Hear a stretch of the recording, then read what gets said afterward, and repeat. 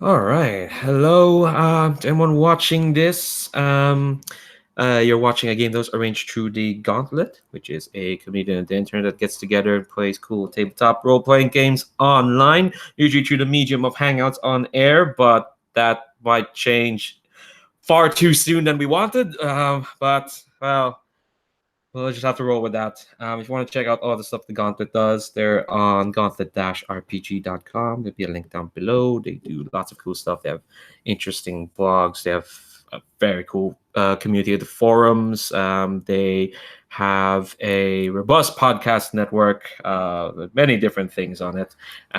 They've got a monthly zine full of like supplements to existing games and cool original games as well. And of course, there's the Hangouts calendar, to which this game was arranged. This is our finale of Good Society, Pride, Prejudice, and Practical Magics. So, Jane Austen with magic. I'll just go ahead and ask players to introduce themselves and their characters, and both main and secondary, so we can have a good flavor of everyone around. So, yeah, you know what? Since I'm speaking here, I'll start. I'll go the reverse order of the character keepers. So, hello, my name is Leandro Pondoc. I use he/him pronouns, and I've been playing for this month a Miss Cordelia Stride, who is a tutor from an ill-reputed family. And the reason she has her family's ill-reputed, the Strides have this like weird association with like scandals and whatnot back then. But that's not really her main deal. Her main deal is that she's an illegitimate child, and um, she's an illegitimate child trying to prove herself to, well, to her parent, who we'll meet later. And yeah, I think I'll take your point in the chat there. One of my players who's not dating. Oh, if you watch this, Sabine, you know what it is. If you watch this video, if you watch all of this, yeah, we'll probably distribute secondaries. So we'll just introduce main characters then for now. But yeah, Cordelia has done some things to try and get close to her parent, mostly stealing the face of one of her friends. Um, it's worked out well somehow, and she's close to meeting her mom. It's gonna be, yeah. We'll see how that goes. All right, so let's meet the next member of this ridiculous family. Sabine, would you introduce yourself and your character? Hello, my name is Sabine. I use any pronoun, and I am going to play James Willoughby. James Willoughby is I'm in the wrong character, keeper, wrong help, is an older man. He has been married. His wife has died some years ago. He has a young son, 9 years old, who's at boarding school. And he is the eldest family. His father, Thomas, is still alive and very well alive and very critical of his son and apparently his heir. Because James is somebody who likes, he's a magician and he is with the college, which is a bit pretty stuck up dudes who do their magic in established patterns, and that's not really James's thing. James likes to take those patterns and then twist them around and try to do stuff that sometimes it works out well, sometimes it doesn't. Some years ago, he accidentally pushed the house of a friend into a fairy realm, and now it's kind of stuck there. And she can't get to it, and she's mad at him, and he's very sorry about that. He has he loves his younger sister, of course, which is Lydia. And last time he met this quite nice young ingenue called Cordelia Stride. I mean, they say things about her family, but she seems very, very nice, and he promised to stand by her side if she needed him. I don't know why he promised that. I think because she liked his kitten or something. Yeah, they got along weirdly well. I'm not sure how that happened, even though she was not meant to be there, and again made some outrageous lies about being there. And last but not the least, the capstone on this family, probably the one person trying to keep it all together, but the past is catching up. Yoshi, tell us about yourself and your character. Yeah, so I'm Yoshi. I use he, him pronouns. I'm a long member of the Gauntlet. You can find me often on the Gauntlet forums there. And I'm playing Lydia Willoughby, the younger sister to James Willoughby. And in my opinion, the person who should inherit this throne, this inheritance here, because James has lost people in Fae, like lost a house in Fae, and like just irresponsible. And I am a much more upstanding citizen and upstanding member of the College of Wizardry, and therefore I deserve to inherit everything from the Willoughby estate. The slight problem is when I was younger, I may or may not have gone to Fae and had a child by a Fae prince there, and that the child may or may not be 21-year-old Cordelia Stride. So I don't know who this is. I gave the child up to Helen Gardner, who was like told her to keep things to find a place for it. So I don't know that Cordelia is my child, but we will see, and we will find out. And I need the inheritance, and because I deserve it, and we'll see what happens. Yeah, we'll definitely see. Oh my god. All right, so before we jump in, let's remind folks. Sorry, excuse me. Let's remind folks of our safety tools we're using for today. First off, start of good society, we do collaboration, and we list a bunch of things that we don't want in this game. Now, I know some folks who listed those things aren't on today's session. Shout outs to Ika and to Pearl, but we'll still keep those in mind. So just have a quick perusal. So I'm not gonna hit those. It's fine. It's not going to be part of the game, and that's completely fine because the world is such a big, wide, round place. We can find better things to do, like this game. Also, we're using the X card for today. Basically, if you do roll into a scene that makes folks uncomfortable for whatever reason, people say, and it could be anything, and that's completely fine. People say they want to X card that, whether on the screen or on the chat, and I might ask some questions on what elements being X carded. But if people, no, no one gets to question the card if it's played. We'll roll back and start over. And finally, we have an open door policy. Basically, if folks need to step away from the table for any reason, whether there's an emergency, whether you're more tired than you thought, whether, I don't know, I can't make that joke. My mom's actually at home, so I don't have to like get up in the middle of a session and let her in from work because she doesn't have any keys. So it doesn't have to happen. Yeah, for any reason, we'll pause the game and we'll take care of all of that. So before we get into this, let's talk about the secondary characters. We have a bunch. We need to reshuffle some of them. Some folks are probably gonna keep some stuff they had last session that they had to pick up. But yeah, so tell me there's some characters that haven't shown up yet. They may or may not show up. It's fine, but yeah, let's chat. Which characters? I know Yoshi, you're making suggestions there, but let's get that like on the record because I do know people will be watching this. So just so we know who's playing who. So I think for me, I'll keep Serena Gray, which is a connection from James, and I will probably maybe take Clara Harper instead of having Pearl play Clara. And then I would suggest that maybe Sabine keep Oswald there, and then pick up Edward Thorpe, who Sabine played last time anyways. So like keep with that. And then I would say for you, Leandro, is that you would pick up Thomas Willoughby, who you played last time, and then also maybe pick up Helen Gardner instead of Pearl. And I think that gets all of our connections for our players with somebody who is actually here. Yeah, I think that all maps out. So why don't we introduce these secondary characters? Just like a quick blurb for each one. Again, for the record, I am far too cognizant that folks might watch this video. I should stop doing that. So So I am playing the aforementioned Thomas Willoughby, Lydia and James's father. Um, he's he's a stickler for sure, like a good proper Regency era patrician. He always, stands for the order of things, how things should be.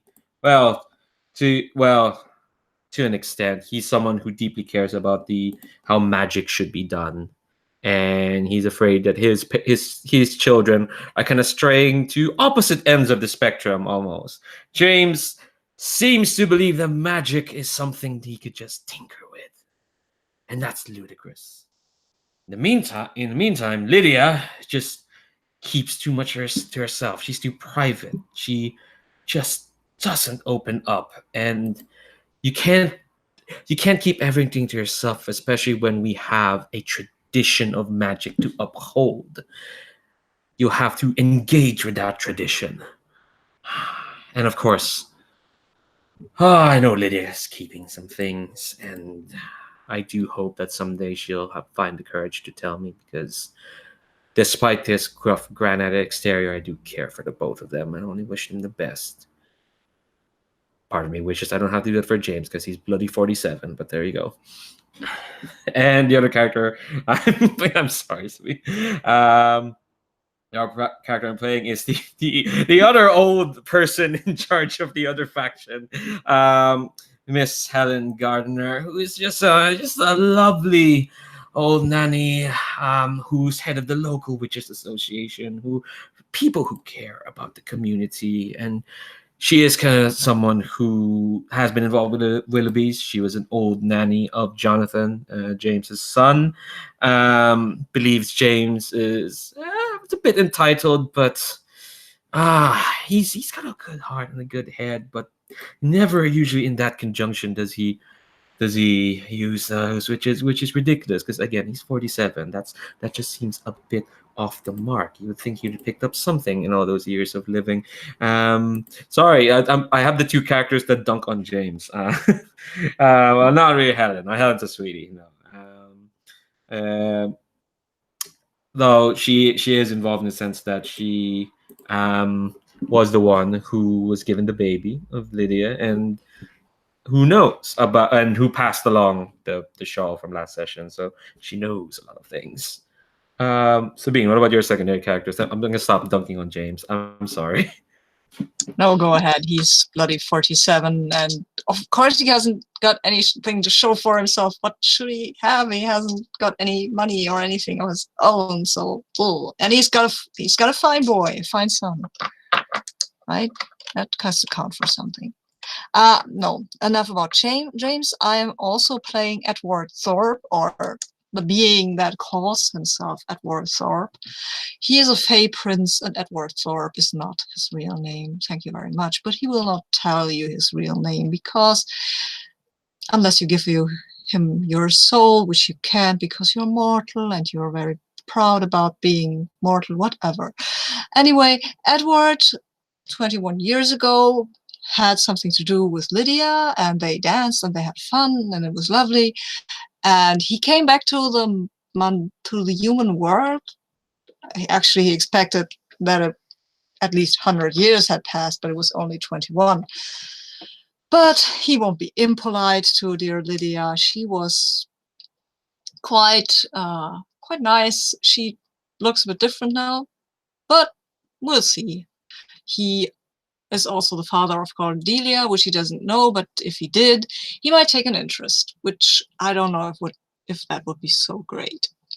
So also I'm playing Oswald Lucan, who we haven't seen yet. He was sent from Ireland to the United Kingdom, or to England, really. Habershire, our fictional village, and he was sent there by his family, probably in disgrace, to go and learn about magic from Cordelia, which he thinks is quite a swell teacher. She's a bit stuffy, he thinks, and she should get out more, but she's a teacher. I mean, that's to be expected. Maybe she should let down her hair or something. it's probably needs to be said that Oswald thinks that Cordelia is probably in his 30s if you asked him. She doesn't even look like that, but Oswald just assumes. Oh, Oswald. Not the only character who thinks Cordelia is got her head up her ass, so to speak. Yoshi, tell us about the secondary characters we're meeting today. Sure. The first one is Serena Gray, who is the old friend of James, former friend because James is the one who. Serena is the house which James sent into Faye. And so Serena is very upset at James and continues to be upset at James because her house is not accessible, thanks to James. She's relatively high up in the Wizarding College. And yeah, is a little bit upset and wants to make sure that James is doing whatever he can to fix the situation, which he doesn't seem to be doing lately. And then I'm also going to be playing Clara Harper, who is the friend who Cordelia keeps impersonating. She's been a bit busy, but I think she's probably managed enough time to, like, her visage has been used enough that I think she might be showing up to have a dear talk with her friend of what is going on, the proper usage of magic. Oh, I feel chill down Cordelia's spine and myself. All right, so we're at the start of a new cycle. Should we give a shout out to Emma, who was there in the previous sessions and who might yet make it into this one's? Yeah. Because Emma is a newcomer, a new arrival in town. She was looking for somebody who wouldn't judge her on the money that she inherited. She was looking for love. I think she met it actually by meeting Ellie, a musician. But she was also fascinated by Edward, and she's sharing dreams with James, dreams of dancing, and she's also Fae. She's probably also Fae princess, and has a strange connection with Cordelia because of that. Yeah, I think we also established that there is a curse upon her, and hence why her parents, who were full-blooded Fae, because she is also full-blooded Fae, had to kind of give her up to the mortal world. And yeah, I'm hoping Miss Linsome does show up. She has taken Habershire by storm. For now, fingers crossed, and we shall do as the British do: keep calm and carry on. Ugh, I'm sorry, I just feel bad now. All right, so we're at the start of a new novel phase, start of a new cycle. I'm thinking, like, because we have like a lot of scenes to get through, let's just do a straight up visitation and just, like, bam, scene here, bam, scene there. I think the big question is, do we want to build? Do we just want to pull the trigger on some big scenes, or do you want to build up to it just a bit more? Or I guess I think we could build up a bit. Like, we can do a few quick visitation scenes and then have a bit of a flurry of letters, and then go to the meat of the thing. Yeah, cool. Yeah, is that okay with you, Yoshi? Yeah, I do want to get some of these, like, other characters not seen on screen. Like, yeah. Does anyone have any, like, ideas for scenes then? Aren't the big ones yet. I kind of want to see. Yeah, I do want to see, like, some of the characters we've not seen, specifically Serena Gray. Oh, sorry. Do you have a suggestion, Sabine? I had a suggestion because we could have a scene where Clara comes to talk to Cordelia while she's with her pupil, and he probably doesn't know that when and I have the feeling that he doesn't know that he should go at that point because he's himself.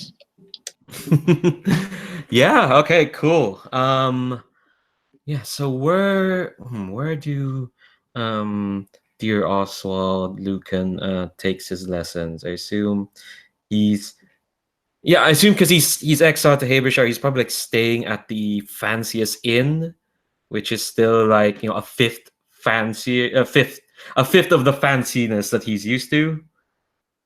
Oh, actually, no. I should ask Oswald. Where would Oswald be staying? I think Oswald would usually be staying with relatives, but for some reason that is out. People here are so arrogant. He is Irish, and they behave like he has the bubonic plague or something like that.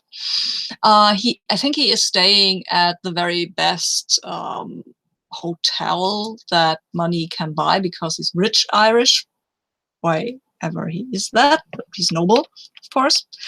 And he will, of course, want to be tutored in his drawing room. Yes, he has a suite of several rooms, a sleeping room and a drawing room and a tobacco room where he gets to play cards and things like that. Yeah, and probably Cordelia probably left like not a forwarding address, but like probably a note like how to like to my concern, I'm over here at this hotel as always. And yeah, what lesson? What's Oswald learning at the moment? Oswald should be learning the proper weave that what's the committee's wrong. What are they? The college, that a college wizard, how a college wizard should conduct himself while weaving. But Oswald finds that mind-bogglingly boring, which he has informed you of, and he would much rather paint you. I think in normal circumstances, Cordelia would say no, because that's why. Why? Because you are a very beautiful young woman, and I would like to capture that. You're always so thoughtful. Oswald, you've said that so many times that all those words in that combination have completely lost their meaning. Well, then let my drawing speak for me. I think normally Cordelia would push back a bit more, but she's a bit distracted of what she's got about to says. Well, since it's going to take another 1,000 or so years to bash this weave into your head, then what's a day spent being frivolous? Exactly. You should be more frivolous. I mean, not to suggest that actually that you were. Of course, I know that you British are very proper, but sit over there. The light is perfect, and then look outside and make your normal brooding face. Okay. Oswald has basically told her to just go exist on on that seat for a moment, and she kind of like. I think that's pretty normal in Regency England, actually, when that people draw each other. Yeah, but the thing is, Cordelia didn't live in a nice flat. Well, not they're nice enough, but they didn't have the luxury of people painting each other. So she awkwardly like sits down. It's like, how's this? Very good. Excellent. Yes, the light is perfect. It's perfect. Right. And I want to spend a resolve token to have a bird appear, like a little bluebird or something, and land on where Cordelia stares at her hand, or just something like posing for the painting that this bluebird will fly around her and then land on her shoulder or arm or something. Also wants beside himself, of course. Oh yeah, sure. That wasn't cast at some point. Yeah, I'll take that. Sure. Cool. Don't forget, y'all can cast spells. I don't think we did anything last session, but yeah, spell casting is a thing. And I think, yeah, the bluebird lands, and Cordelia, kind of tersely, says out of the corner of her mouth, "Is this your doing, Oswald?" No, why would I do such a thing? But leave it. It looks lovely. I don't know. It's that practice accent of incredible ease at everything that's giving you away, Oswald. I'm not doing this. This is just your charm. Uh-huh. I mean, Clara can burst in at any time she wants. Yes. So yeah, I think at that time, like as you're bantering back and forth, you hear like a on the door. Oh, that's probably the room service. Do come in. And I open the door and come in, and so we see Clara, who is probably like a similar build and so on to Cordelia. So like that transformation is acceptable, but like they also look different. Like they don't look like sisters, but like roughly like if you squint your eyes maybe, and they're both wearing hooded like bag like clothes, maybe you might confuse them, but like their face and their hair colors are the different, and like they don't really look that similar.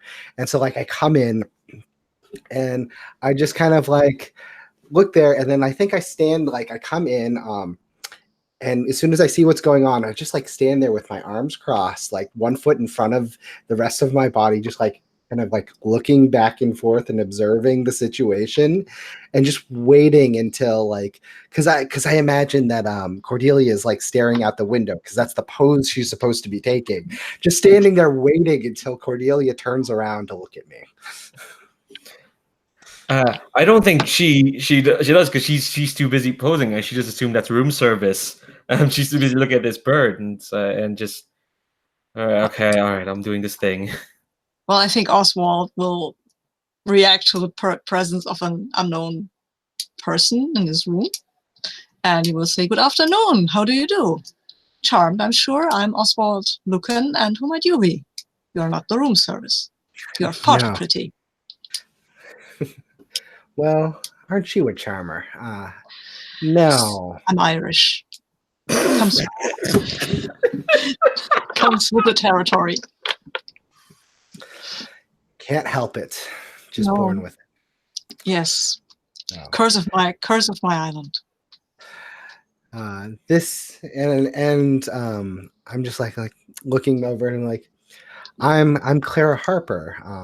I'm a friend of Miss Cordelia Stride, who's you've got there modeling in the window there. At the name. Yes, of course. Miss Stride, she's my tutor actually, but I've convinced her to have a bit of fun. Bit of whimsy. We say Yes, yes, I feel that she might need it. Yeah. I'm quite occupied at the moment. I'm sorry. I wish I could attend to you, but this bluebird it could go at any moment, and it's just this. You know, it's Stay right there, Cordelia. You no need to talk. You're going to scare the bluebird away. Just stay there. And then like I kind of like saddle up closer to where Oswald is, like where he's painting, and looking from the same angle. And then she's like, this is a really good angle. She's really beautiful. And then I just start commenting about her features and her hair and all how she looks like and all these things. It's so gorgeous that Cordelia is exactly like this. And look at the way the sun is bouncing off of and through her hair. She is glowing, and all of these things that are going that way. Yes, Oswald will of course talk to you while you're doing this and say, "Here, look at this. This bluebird. It just came in," and tweet it at her. Oh, this painting was really lovely. I think you need a little bit more pink here to really capture the glowing of that is coming off of her. The I essence believe is you are right. I believe you are right. I shall go and get my pink colors. I have a lovely palette I got from Paris. Excuse me. No, I got from Dublin. Perfect. Yes. Excuse me, Miss Stride. I'll be back presently. Dublin, cultural capital, 1810. And then as Oswald like exits, I kind of like turn, like walk more towards Cordelia and just kind of like stand there. I'm like, so this is what your tutoring is? It's a bit of. Oh, hold on a second. I should.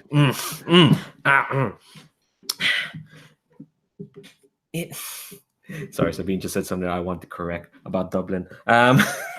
Sorry, it's not what it looked. Clara, what are you? You're not. You don't usually come here to like compliment the pants off of me, Clara. What are you doing here? And Well, it's not for you to judge what tutoring is, which this isn't, but it's not for you to judge. this is fair. I was just complimenting you on your exquisite beauty, and it's sort of the like taking my hand and like holding it on your shoulders, like Cordelia, you are so lovely and beautiful. Why can you not just keep your own visage? Because yours shines with the ferocity of 1,000 suns. Mm, I would like to meet these people that you've been talking to uh, with my face and see what's going on. Um, I I mean, it could. I think she kind of looks around to see if Oswald is coming back, and like, okay, look, Clara, it's. I did some really stupid things, and I know I tried to explain it. It's all about destiny and whatnot, or whatever hogwash all those philosophy majors tried to put on us. But it it was for something very important. And if I didn't have to do it, I wouldn't have done it. But I did it, and it's happened. Okay, it's not gonna happen again. Promise. It's not. It. And I just sort of like nod, and then like I think like we hear the door as Oswald is coming back in, and like I sort of take a step back, and like I'm walking towards Oswald, like to leave. Like as I'm saying this, I'm like, "Oh, it's been lovely talking to you, Cordelia." And then like I turn to Oswald, and I'm like, "My dear Oswald, it's been wonderful to meet you. When you're done with this whimsy here, you might want to get Cordelia to talk to you about." Appearance magic, at how one can change their own appearance, because as lovely as Cordelia is, when she's quite an expert at this, and she can do some amazing things about changing appearances that I think you should probably learn, because she is quite adept at it. And Oswald will turn to Cordelia with a very excited and expectant look on his face. That is a lesson I'm looking forward to. Yeah, and with that, I think Clara will walk out of the room. I think that's we can end scene here. Yeah, we can end scene there. I was gonna add something else, make it more dramatic, but we can end it there. All right. Oh, God. That was basically exactly what I thought those two characters would be like. Oh. All right. Let's do like a few more quick scenes. Oh God. Who? Let's see. So I had a very Cordelia-centric scene. Let's have like two more. Yeah, scenes with James and Lydia for sure. I think I want a scene with Serena, because we haven't seen the two together, where James can unveil his plan to get her house back.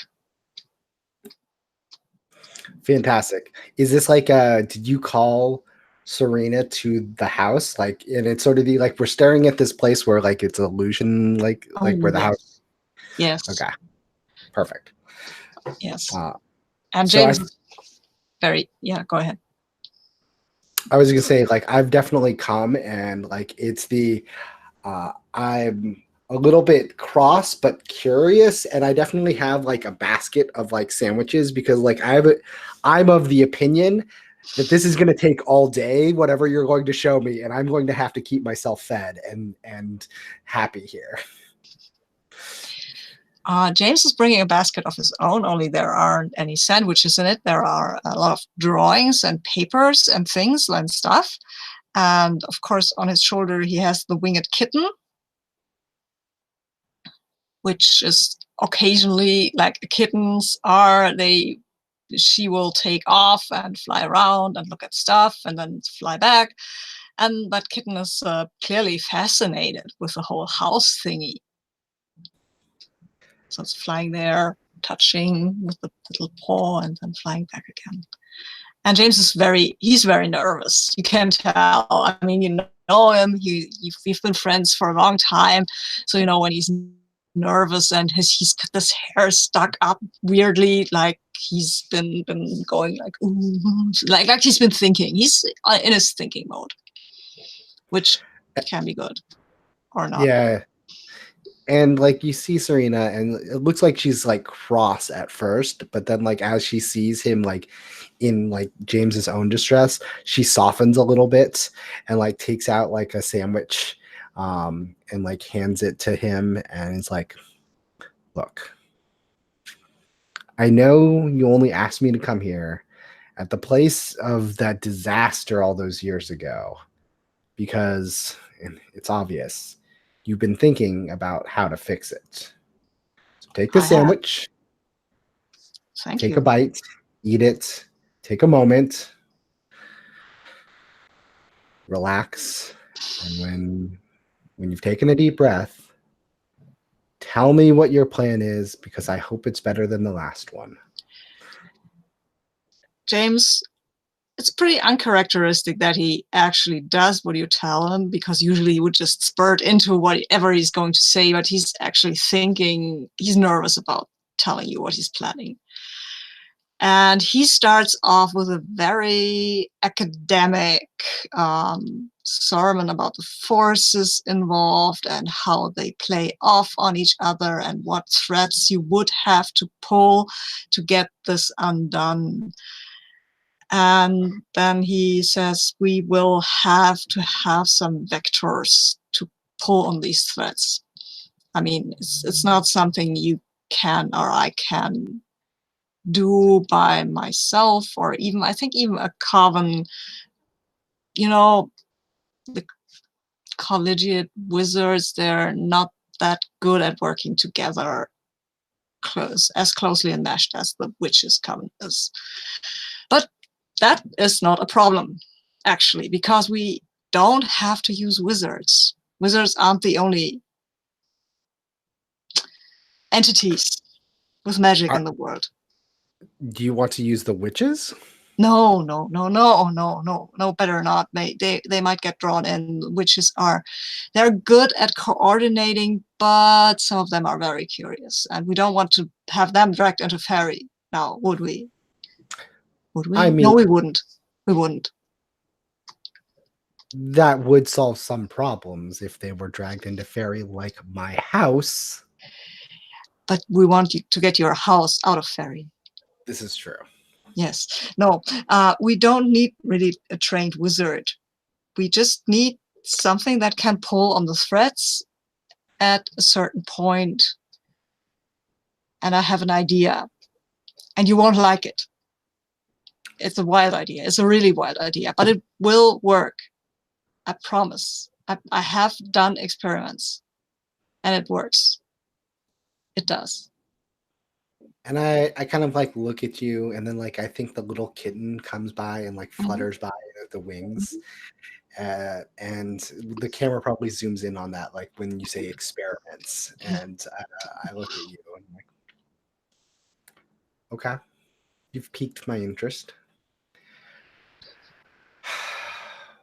What do you need me to do in order to get my house back? Well, what we would have to do is and now you can laugh, we would have to herd a herd of cats. I'm going to have to herd a herd of cats? Cats are very sensitive to magic. Cats can pull the strings of magic. You know that. That's what you wanted? Was cats? Yeah, I said you would laugh. But it will work. You recognize that.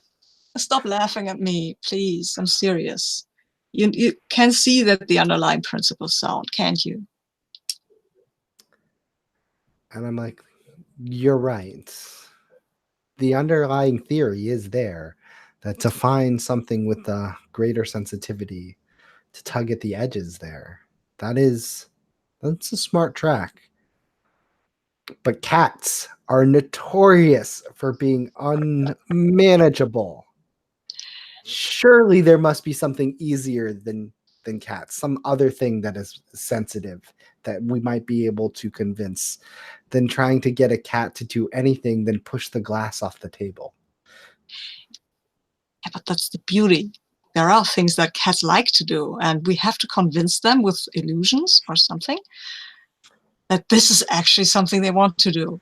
And if there is something that a cat wants to do, it will do it. Okay. And I think I'm watching the cat doing it. It's like, all right. I will admit, I have never tried to herd a herd of cats. I saw it in a hedge maze. That's what gave me the idea. I mean, I had the idea with the different vectors, but what would get them all to move at the same point? The other thing we could try is to find a fairy and ask them. They could do that even better usually, but fairies. I don't know if that's. No, I don't know fairies. I haven't seen a fairy ever in my life. The closest I've ever been to the Fey realm is when my house disappeared into it and I can see it. I have not had. I mean, I knew a fairy person once when I was young, but it's been a while, and they always want something in return. So I think the cat thing might be easier because what the cats want is usually like summon and a glass to push from the table. The Fey might be easier. The cats might be more convenient, even if they are a little bit less manageable. Fey might be costlier. Yes. And of course, I would pay the cost. That of course, I was not suggesting that you should have to do anything like that. But for the cats, I would need the partner. We would also need to find a Fey, and you haven't seen one since you were a kid, and I've never seen a Fey. I mean, they don't come around to the mortal world, let alone to Habershire.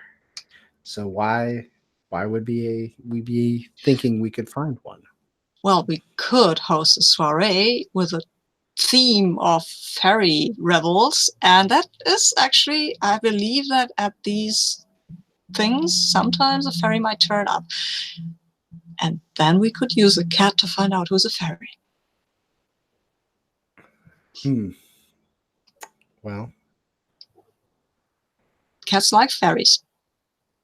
Do they now? And I kind of like look at this cat with wings. Do they need to have wings before they like fairies? No, they don't. That was just part of my my experiment. Okay. Well, James, I want my house back. Yes. I know that you and your family has the means to throw a beautiful soiree.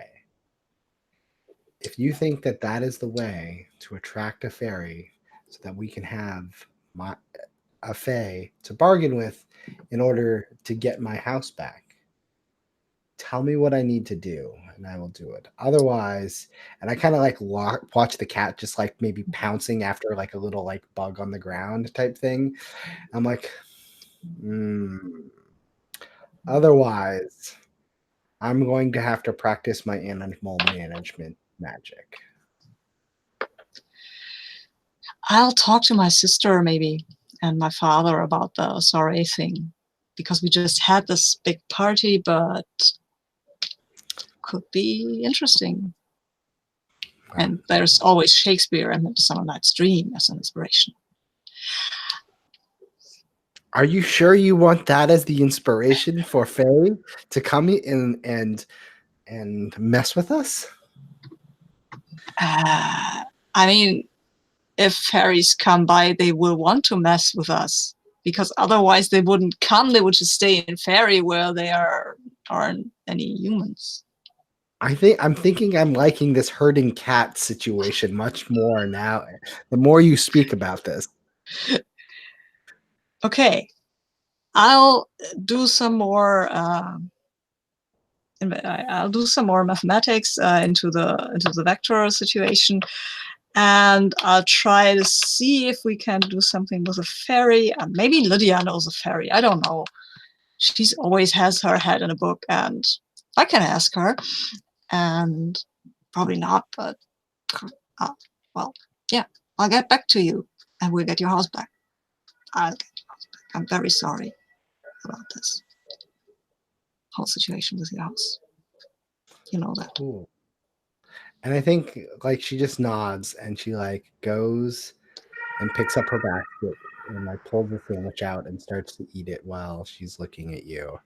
And she's like, okay, keep me in touch. Let me know what I can do. But, and she like looks over her shoulder towards the house that is still not here. She's like, I would really like to get back into my house. So let me know what I can do to make this go any faster than it is. Okay, I will. All right. Cool. I feel like that's a good scene. Yeah, I think so. Yeah. Yeah. God, poor. Okay, it looks like we have a setup for a thing that's gonna happen in. Yeah, I'm down for that. Faye ball is always fun. Faye and cats. All right, we've been here for an hour. I'm sitting down, which I know it doesn't feel like we played for an hour. That's because that's my fault for going into 500 different tangents. But yeah, let's take a break. Let's take 10 and we'll come back. We'll do one more scene in this novel chapter. I want to get Lydia in for sure. And then yeah, we'll march on through and see where we go. So back in 10.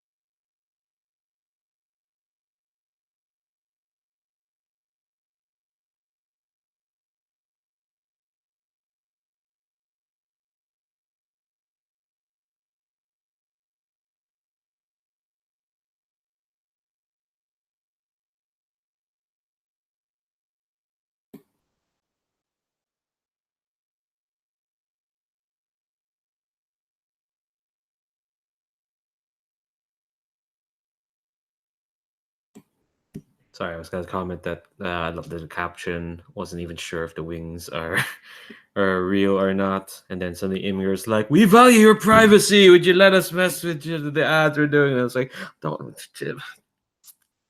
why are you slowing down my browser? You know what? I don't. You know what? I don't believe you value my privacy. I'm not having any of this, Imgur. How dare you?" I'm very sorry that they value your privacy.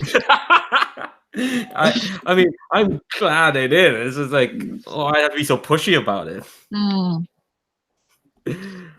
Yeah, when this no EU guideline came out, one of my colleagues had to do all the stuff to Ugh. do with all legal stuff to do with that, and she was talking very loudly on the phone about what the other people needed to do to do this stuff, and I heard a lot about it. Sounds like a pain. Necessary but Yeah, painful. it was. All right. No worries. All right. Okay. So we'll do one more scene for this novel phase with Miss Lydia Willoughby. So yeah. What are your thoughts, Yoshi? I have a thought, but I want to hear yours first. So, I'd be interested to hear what your thought is. It's just straight up just you and your dad. Like, cause we know a lot about his interactions with James, but technically Thomas Willoughby's your connection, so it'd be kind of good to have them at least on screen beforehand, before we get to this big Fey ball. If that's all right. Fey Yeah, that ball. sounds That's like a very nice milkshake. good. Yeah. So I like that. I like having Lydia with Thomas. Um, what's the premise of the meeting? Am I coming to talk about James? Am I coming to talk about my kid? Am I coming to talk about the fact that Edward, I just saw Edward? Are you coming to me? I think I called for you, and you have no idea what we're about to talk, what we're talking about. Fantastic. I love it. Which, full disclosure, I don't either, but we'll find it in the conversation. Cool. Right. So do you have like a sitting room or something that like you're all like where this meeting is taking place in, or is this like are we walking around the countryside? What are we doing? I think I'm kind of imagining that. I'm kind of imagining like just to hammer in the whole she's not like the inheritor yet. I'm kind of imagining this is like at his office, so he's behind his desk and you have to stand in front of him. uh, if that's okay with you. That's great. So like I think I come in like the door was closed probably, right? Yeah. So like I knock and so like you hear me knock softly on the door. Come in. Come in. Come in. You called for me, Father? You wanted something? Yes, yes. Lydia, I expected we need to have a chat soon, so please come. Take a seat over there and And points at like you see like a moment of like stress like come over her and she like relaxes her shoulders and takes a breath and then like goes over to the chair and walks off. Like, yes, yeah, absolutely. I'm here. What do we need to talk about? Well, first and foremost, I want to hear how you're doing, Lydia. How am I doing? Well, I have done I'm very far along in my next treatise on the color of purple and all of its uses and intricacies in various weaves and spells and potions and perfumes, and how, depending on whether you want to get to lilac or all the variations, how to best use it in the more prestigious uh, forms of magic, and it's going quite well. I have a little bit more research and writing to do, but I think, like my previous treaty on the color of scarlet, I think this one will be received quite well at the college. Oh, there's no doubt, Lydia, that your mind is as sharp and precise as always. I think he's writing a thing. He's doing that proper like writing letters and not really talking to you sort of uh dad thing. Yeah, and I'm like, um, so that's what I've been working on, and I figured that shortly I will have that done. I've also been trying, as like we put on the Midsummer Festival, and I did a lot of work. Nothing that wasn't called on because as the Willoughbys, we are responsible for those things and I was put in charge of them. But I do say that I think that ball went over quite well, that festival. There were many in attendance and who were amazed at the magical prowess that we displayed and put forth. And I just want to carry on that tradition of the Willoughbys being able to display and show off and be forerunners in the fields of magic. Again, Lydia, that's never been in doubt. My colleagues have said nothing but the highest of praises involving that midsummer festival. We've certainly attracted quite some eyes. I do believe I have you to thank for the recruitment of some fairly fascinating fellows into the college, including this one Miss Emma Linsome. I believe I have yourself and Ellie Wilson to thank for that. Lydia, and he kind of stops writing. And if you look, you can see that he's writing gibberish or in some sort of magic language you probably don't recognize. I do want to reiterate that your ability has never been in doubt.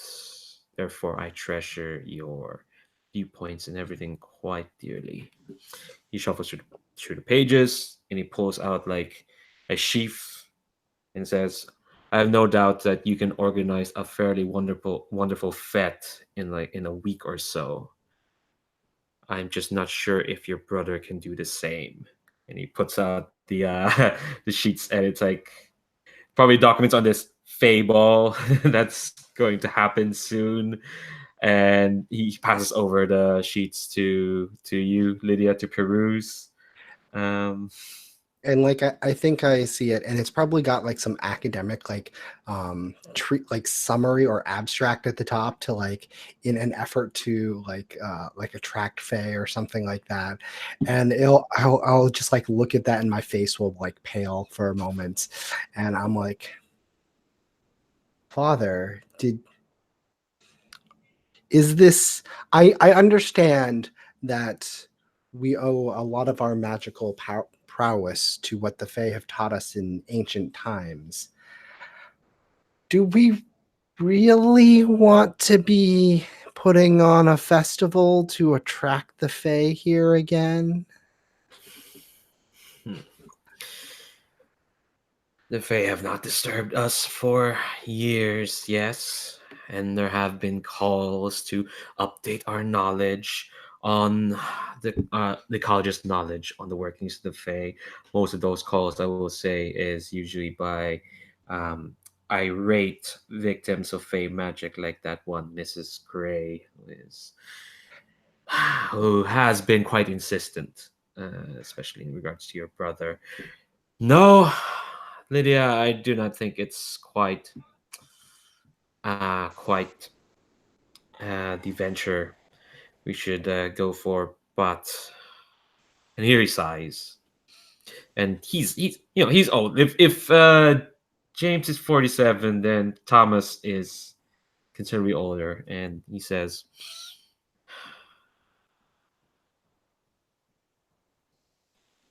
"All of us have a duty to uphold the family name, to however it is they see fit." I've done the best I can. I do believe I passed on what I believe is to be best onto you. Your brother believes differently. And as much as I would spurn whatever he has to say, he is still in line. He is the one to inherit. And I wonder, Lydia, if it is best to clamp down on these prejudices of his or let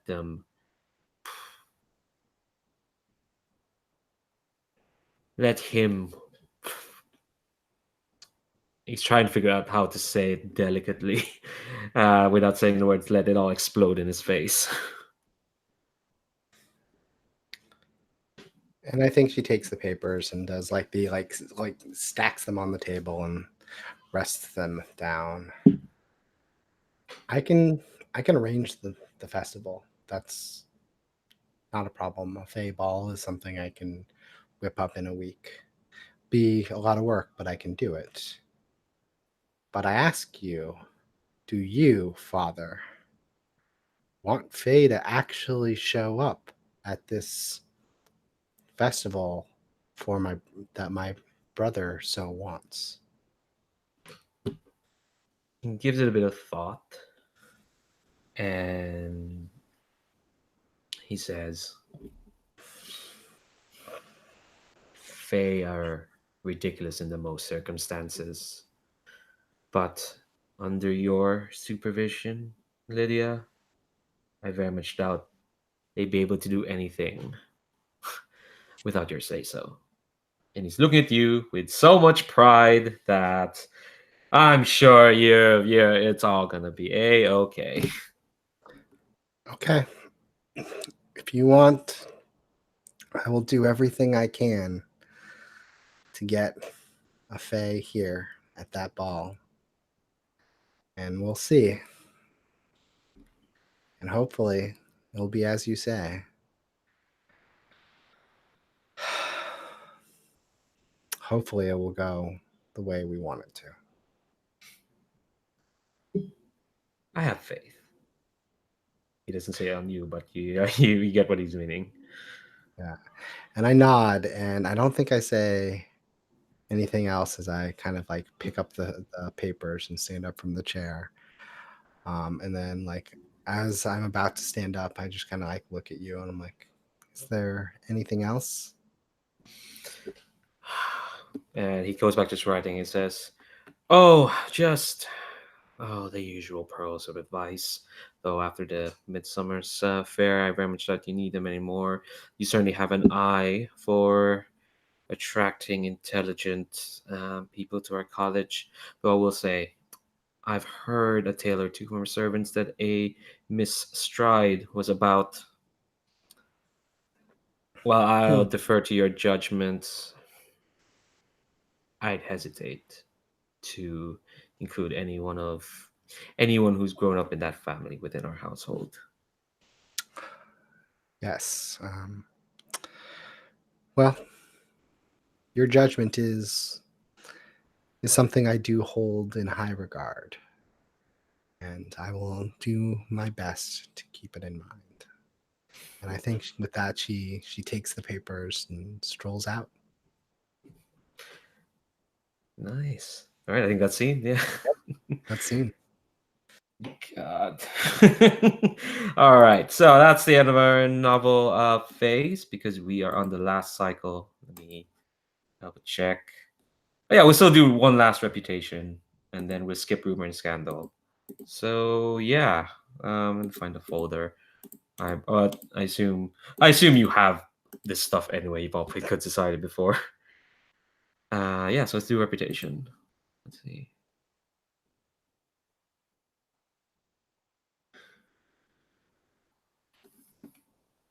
Yeah, I don't see how not tutoring and playing model for my student is not acting in contravention to society's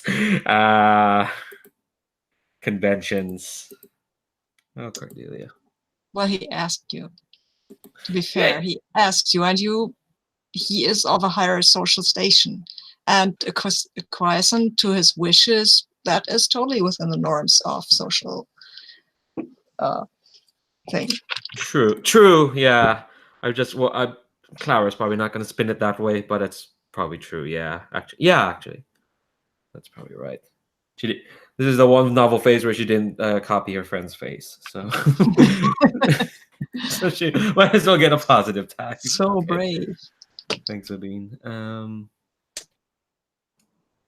I think hang on. Lydia gets a positive tag. She like sort of compromised her duty. She doesn't really want to see Thomas again, but also knows that Thomas exists, and he is probably going to be the Fae if any Fae shows up to Oh, do you this mean party. Edward? I mean, yes, yeah. You were saying Thomas, like what? I would say Thomas. I meant Edward. Um, like knows that Edward will probably show up to a Fae ball. And that is probably the thing. So I think she's going to get a positive tag, and I'm going to put dependable because her father seems to depend on her to do the things that need to get done. Cool. Yeah. So you get a. Oh, okay. You don't get it. Sorry, I thought you had put in the reputation tag. Yeah. So I mentioned this last session, but I made a mistake, and that we should have had an initial set of tags at the start. Oh well, happens. About James, I don't know. I think most of the weird stuff already happened. The things that would have contravened society's norms and stuff. He's not right now. He's just trying to make up, somewhat unconventionally. But he is. I don't think that he is making plans, and you can look at his plans, and I believe there is merit in them. He has thought about this long and good. So I think it's not something he would gain a tag for, neither in any way, in a way, because he's just trying to repair his bad reputation right now. Someday he must learn to not give a damn about his bad reputation. Sorry, just God, I don't like myself. All right, so that's reputation. We are skipping rumor and scandal because this is the last cycle.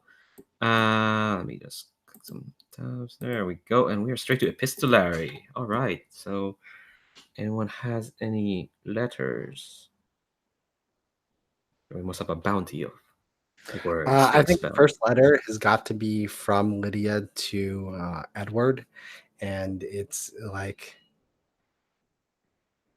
"Dear Edward Thorpe, it's been a long time, and I feel I left our last meeting in anger, and for that I am sorry. I'm going to be holding a ball this coming in several days' time on the new moon, on the night of the new moon. I would be delighted if you could come here, and perhaps we can make amends for any things that was said or done in the past. I'm looking forward to seeing you again. Lydia Willoughby." I want to formulate an answer. It's not exactly a letter, though. It's more like that the morning after Lydia sent the letter, I imagine she has a room with a view, obviously, like maybe in the second or even third story of the manor, and a rose bush, an immense rose bush, has overgrown that part of the manor and frames her window. And I don't, yeah, well, it's the season for roses to bloom. So they are. But what is unusual about them is that there are not just red roses or pink roses or yellow roses. There are all of them, all the colors of roses, and they are all growing around Lydia's window. It looks a bit unusual, so.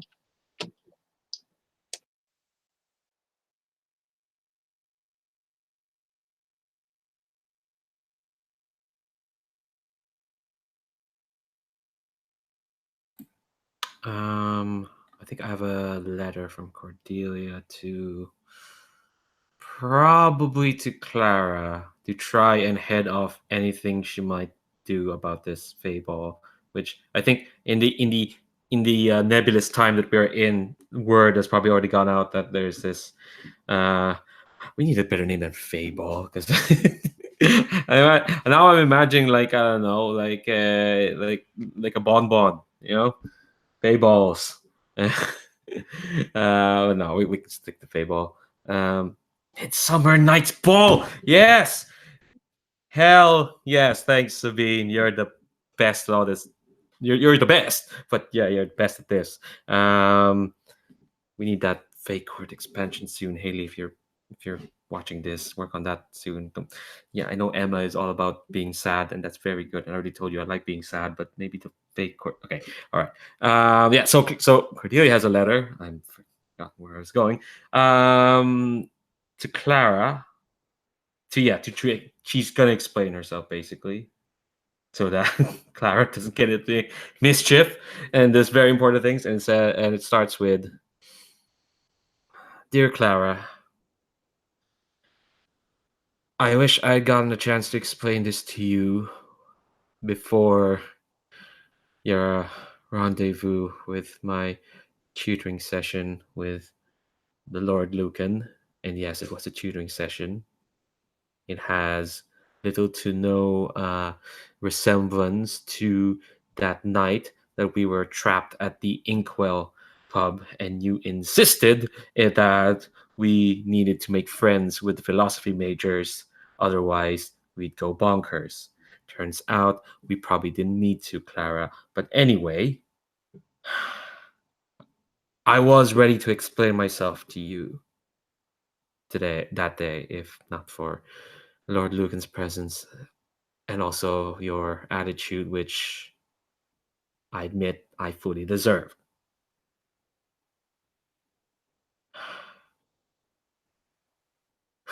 It's I do say that I had good reason to take up your form, and trying to write it down into words makes it seem ridiculous and foolish. And yes, it impugned on your on your reputation and your demeanor. But I Clara, I think I found her. No, it's not. It's more than a thought. No, she contacted me. I found her, Clara. I found my mother. Do you remember the weekend after the Inkwell disaster when we snuck out with all those bottles of sherry and we decided to try and figure out what better story we could have had for ourselves. You wanted to be a pirate, and you would have made a wickedly good pirate, in my opinion. Well, for myself, I wanted to be. Well, I told you I wanted to be a princess, and you laughed and snorted sherry out of your nose, and it was quite ridiculous. And really, well, okay, part of me still wants to be a princess, but the bigger part was just wanting to know where I came from. And I think I'm close, Clara, and I'm so close. And I could only have done it by some duplicitous means using her face. And I'll apologize 1,000 years and more for dragging you into this. But by the end, I'd grovel 1,000 times on begging your forgiveness if I achieve what I sought out to achieve. And I think I'm close. I'm terribly close. Also, I noticed every lovely thing you said about my face, and I'm incredibly flattered. I hope to talk to you soon. Your dearest friend, Cordelia.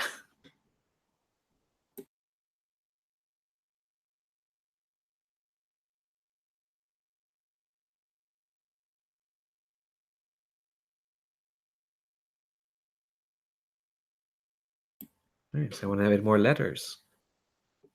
I have a letter. I want to write to Serena, and I will start off with Dear Serena.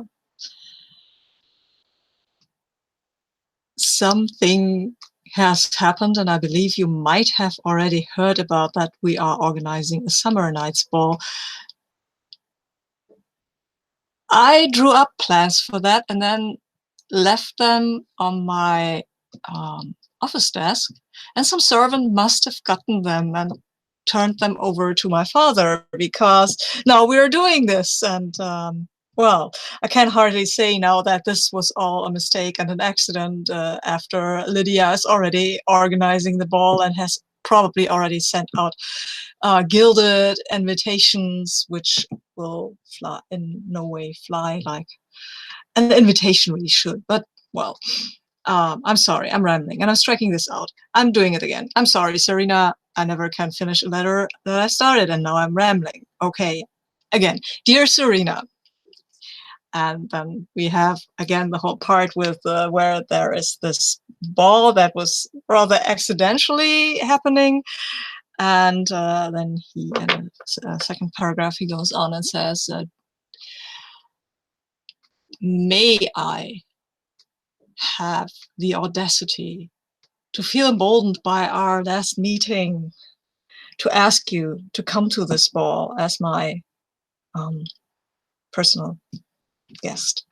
I would really enjoy meeting you again in the social context, even though I recognize that I have not yet done much to earn your forgiveness. Please understand my sincere wish to have a good relationship with you again. Your friend, James Willoughby. And of course, it won't just go like you send a letter by postman. No, this is, of course, James, and he will fold the letter into, I think, what does Serena like?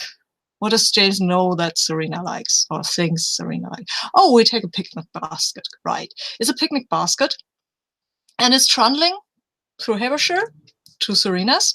There are some very nice apples in there and really lovely custard, and also that letter that just will peel off from that basket and fly and gently waft to into Serena's hands. Beautiful.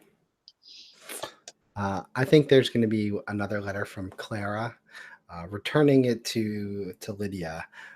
So I'm sending it from my connection that I'm playing to my main character, but whatever. Yeah, I think it's from Clara that just says,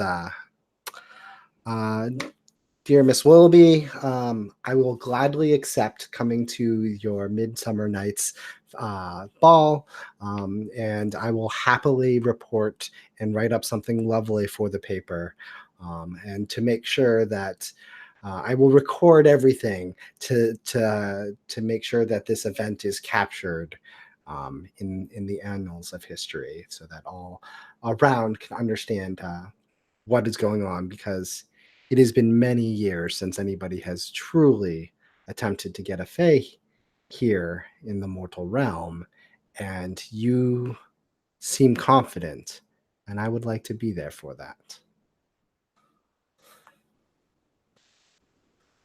Does she have a +1? I think Clara might be coming with Cordelia. Yeah, it's better than Cordelia's original plan, which is to scale over the walls, or her other plan, which was to steal some servant's uniform, or her other plan, which was to open a portal into Fae and jump in and hopefully jump out at the ball, make another portal. She has very good plans, is what I'm saying. I think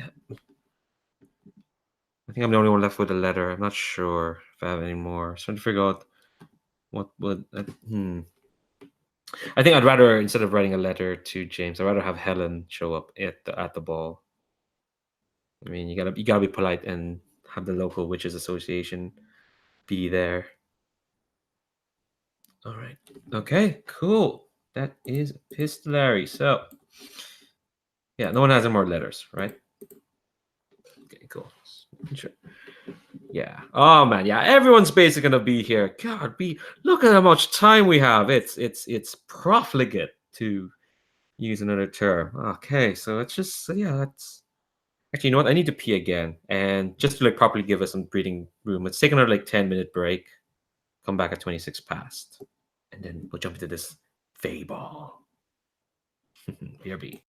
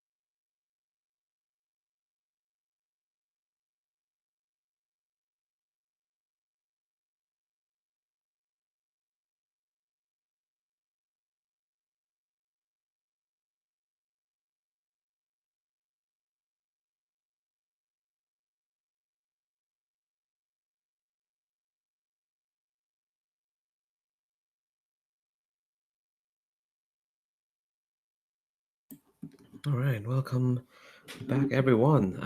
Just want to do like a quick check in. Are folks still feeling good? Feeling good? All right, cool. I say that and I just yawn. It's only my eyes start tearing up. Oh no, oh dear. Yeah, happens when I yawn too hard. It's not because I'm emotional. Nope, not at all.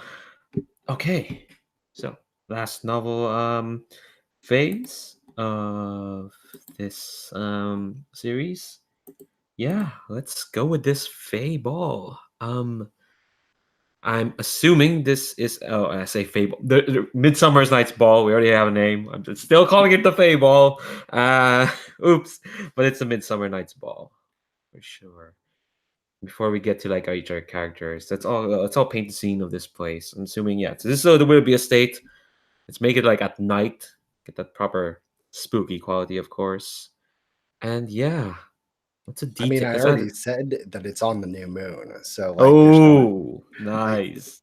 I think there's a new moon and there's got to be like everything is being lit by candles in like these like little glass like bubble things that are like shimmering. So everything has got that like glass sparkly shimmering things and there's a bunch of these all over the place.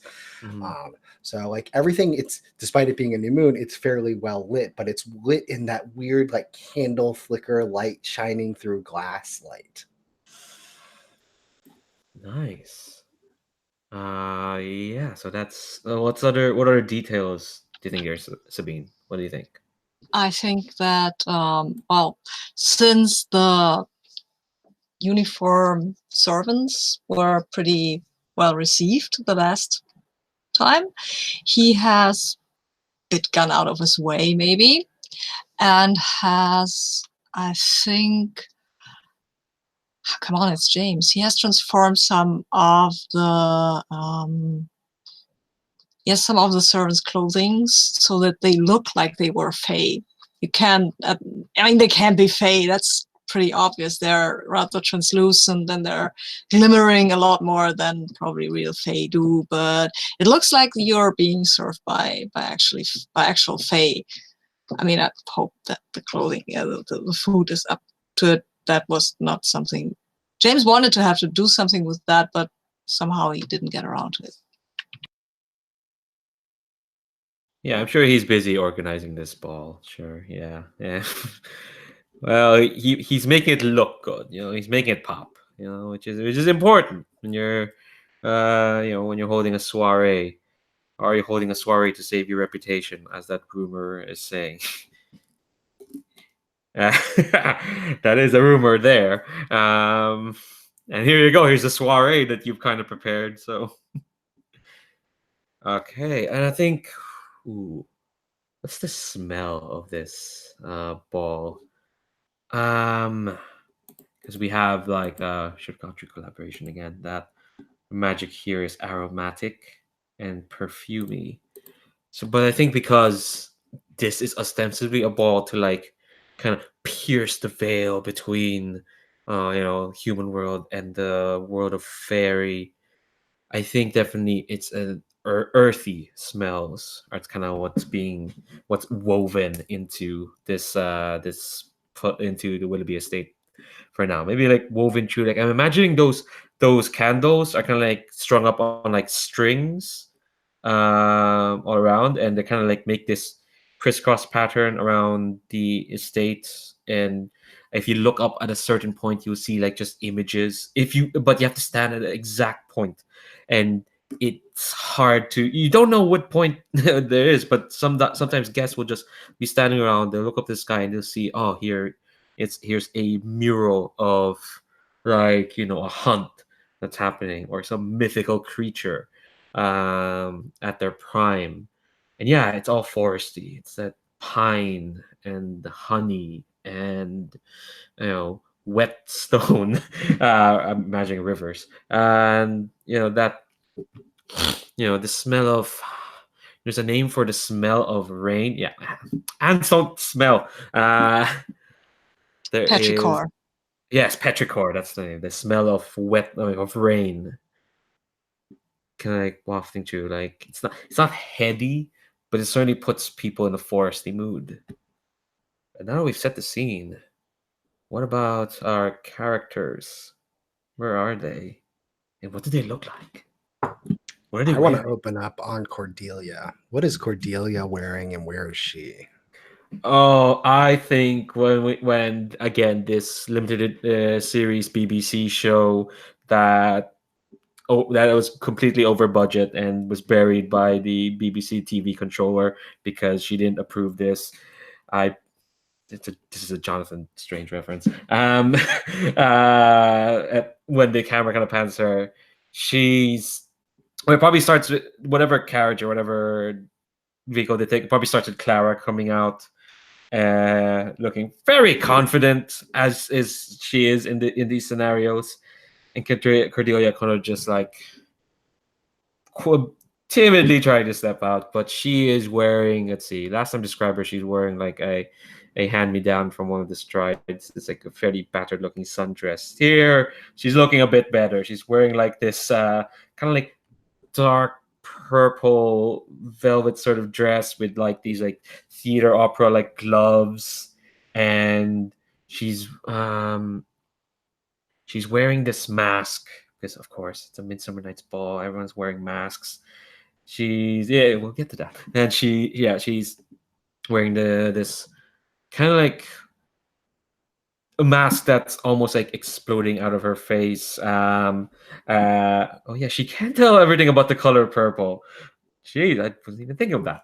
Yeah, so it's a mask that kind of like kind of like Yeah, it's like coming out of her face. It's like it's jagged. It's like black with yellow lining. It looks like an explosion. So it's a bit eye catching. And yeah, she is wearing that rose shawl over her shoulders. She's incredibly nervous, but Clara's there. She'll make sure things go well. How about oh god. So I'm going to interrupt because I think when Lydia did that, the last little bit of weaving before sending off that shawl to Lydia, but prior, she wove some magic into it, and so I think we should do the magic right now for what that is, so that it Yeah. will come up in this scene. All right. So I think the magic that she did, because when she was doing it, she wanted Edward Thorpe to stay away from her child. And so like I think what the magic is basically to make her invisible to the Fae. So like she'll be there and the rest of us could see her, but the Fae won't be able to see or hear her or anything. Like she just won't be there. Oh, that's really cool. All right, let's go to the magic table to see how this works. Are you paying or receiving? And now I think I'm yeah, go on. You have a lot of tokens. That's all I want. Yeah, I was gonna say I've got a lot of tokens to pay, so I will happily pay a token. Cool. I'll take that. And yes, so the target will choose one question for you to answer. What does the magic demand of you or make you promise? I think like all proper illusions, you can make something sort of disappear, but this is an illusion. And really, how you get something to disappear is you get people to pay attention to something else. And so I think what happens here is whenever Fae like linger to where the space where whoever is wearing this shawl is going to be, they get redirected with thoughts of me, of like the person who wove the magic. And so like I'm drawing the attention instead, and to keep the bearer safe. God. Speaking of Lydia, where is she? Or we should jump to James first. I don't know. Whoever wants to go first. I shouldn't be directing this too much. Yeah. So, yeah. What do we see of the other characters? And feel free to shout out secondary characters as well if they're around. Well, I go with James then. For once, James has managed to not be disheveled. I mean, he isn't actually looking stiff or anything, but he this time his usual look of the slight distraction going on, it fits. It fits his costume, it fits the mask that he's wearing, because the mask that he's wearing is a white half mask over his top of his face. And it could be, and if you only look at it once, it might be very mundane and ordinary, but it changes. Every time you look at that mask, it seems like it shows you a different face. Also, he has, of course, Minnie on his shoulder, because Minnie just won't leave him alone. He has also, that is not very obvious, but he will, at one point later and during the ball, he will employ one of the house cats to find a ferry for him, but not yet. Now he wants to escort Serena, provided that she agreed to his request. Cool. So I'll describe the two side characters briefly. So I think Serena is definitely there with James. I think she looks a bit improperly dressed. Like, she's dressed in very formal, like robes and like that type of outfit, but like it doesn't quite match the theme. It's not like it's dressing down or anything. It's just not the right theme for what was going on. Like, she missed that somehow. Like, I think she has like a hasty like mask that, like, because it's like this fey ball with like a masquerade, but like it doesn't match the rest of what she's wearing or anything like that. But like it's a little bit like stuffy, improperly dressed in that sense. And then I think Clara is there, and I think Clara is dressed very practically. Like, she's beautiful and elegant, but like she's got her stuff to take notes and report and like to record a bunch of things down, and she's there in part to do her job, so that like she can report and record everything here. And so it's almost very understated. Like, she doesn't stand out in any ways. Like, she's not like so underdressed that she'll stand out because of that way, but she's not trying to draw attention to her. And then I think we see Lydia, and I think Lydia does stand out. And I think the reason why Lydia stands out is because she is wearing like a summer dress that has been, it looks like an old summer dress that's maybe like, I don't know, 20 years out of fashion, that has been updated a little bit. And so like you can see there are some things that have been sewn on and additional things to it. And it looks like it maybe had to be adjusted a little bit. But like it's an old dress and a little bit out of style.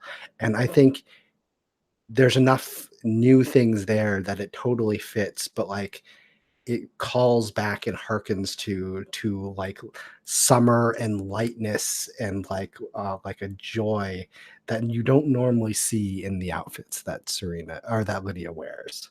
So Yeah, and I think definitely, I think the two heads of the two factions are there. They're having an amiable chat together. Well, Helen's having an amiable chat. I don't know if Thomas is fully like being honest and reflecting back that amiability. I think Helen's I don't know if I can. I think Helen is Helen. She's the most she's added to make this look formal is her small mask and a very nice shawl as well. But otherwise, she still looks exactly like Helen, and she's assailing Thomas of.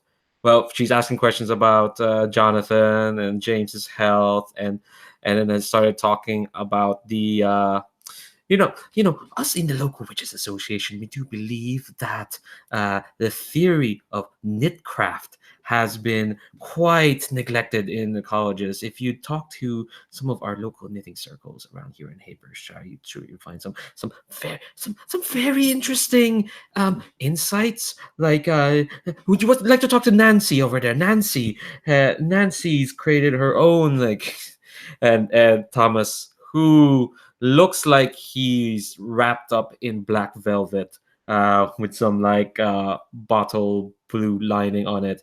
He looks like he was slid into what he's wearing and has been wrapped up and probably gonna be buried in it. He's like, and he's trying to. No, I think he's nodding. It's like, okay, all right, okay, all right, all right, knitting. Okay, yeah, sure, right, yeah, you stay in that century, old lady. Um, no, they're not. They're probably contemporaries. They're not. He's not that. She's not that older than him. They probably knew each other from way back. Actually, now that I think about it, and this is them slipping through their old routine. They probably had like.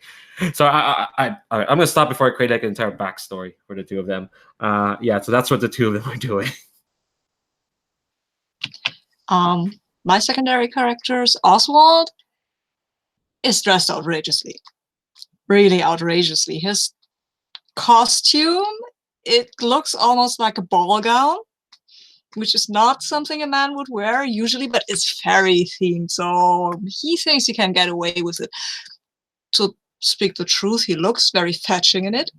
His mask is filled with peacock feathers and all other kinds of nonsense. He really stands out, but it's well made, standing out. But there will be probably some people who say, oh my god, this Irish guy, he was amazing, and other people who say, oh my god, the Irish.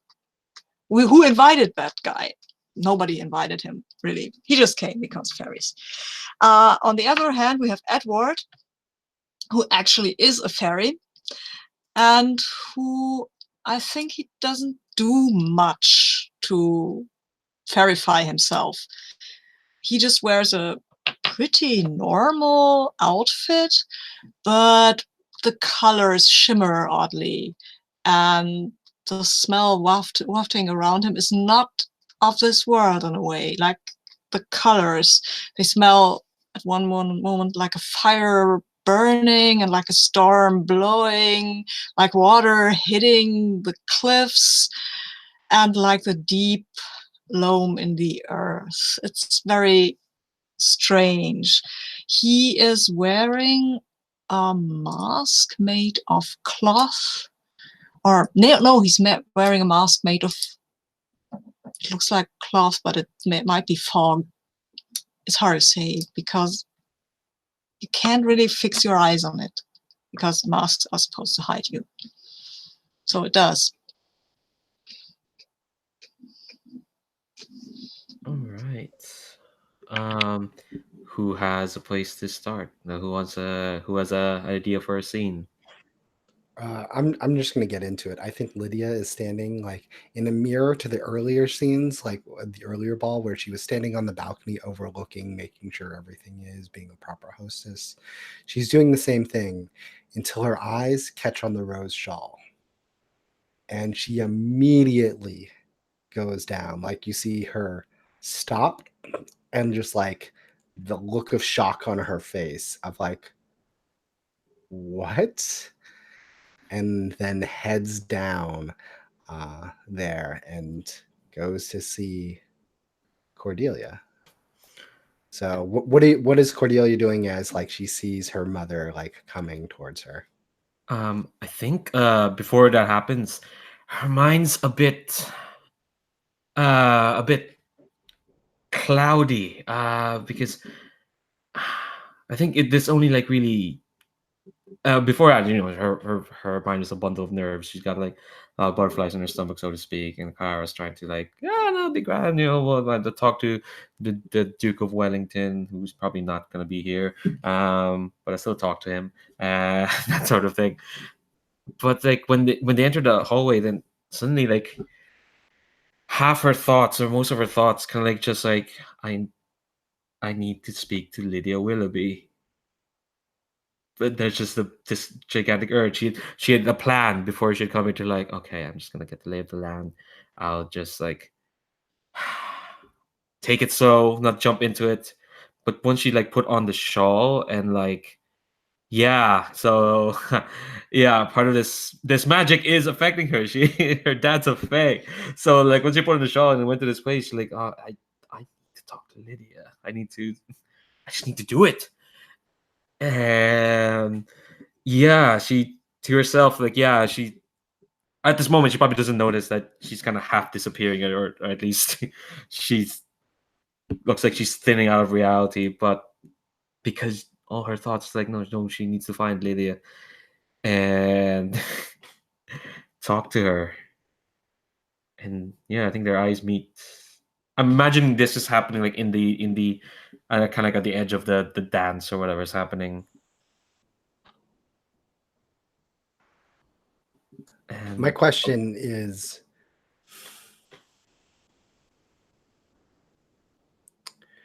do you want me to recognize you as my child?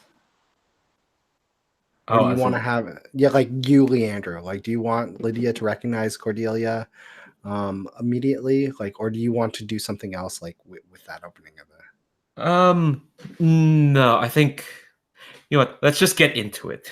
That's. I think yeah. You've already seen like the Rochelle, or unless you might recognize in a different way. So, like, it's basically so I come down, because like it's the what do you want conveyed by that? Like when we catch our eyes looking at each other. I think it's just for now maybe just an acknowledgement that, oh my god, this is gonna happen. We're gonna have to talk. Maybe not right then, right now. Maybe like we need somewhere obviously more private. We can't be having this talk in the middle of this hurly burly, so to speak. Um, so I think probably if like Lydia leads the way to like somewhere more private where they can talk, or Sure. yeah, you can hear the So, music in the background or something like that. so like Behind. I think when I see you and we catch your eyes, I take your hand and like I can see by the look on your face that I know. I mean, I know what you are, but not who you are. I don't know you, but you know what I am to you. I think Cordelia is staying silent. And now she this is a moment she's built up to, and she's like most moments you build up to, she doesn't know what to say.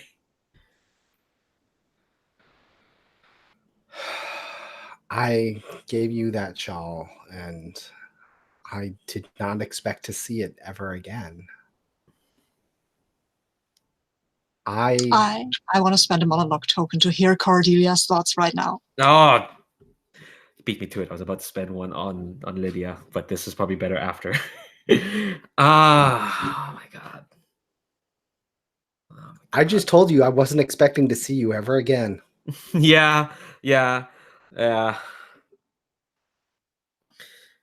I think this monologue's kind of happening whilst Lydia's talking, and it's going like, "Say something, Cordelia. You're here.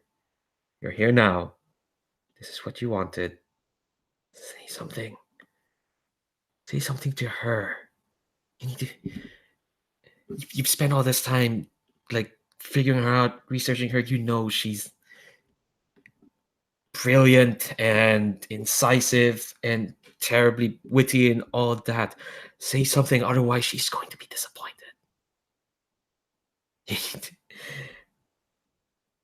I'm here now. I need to say, but what,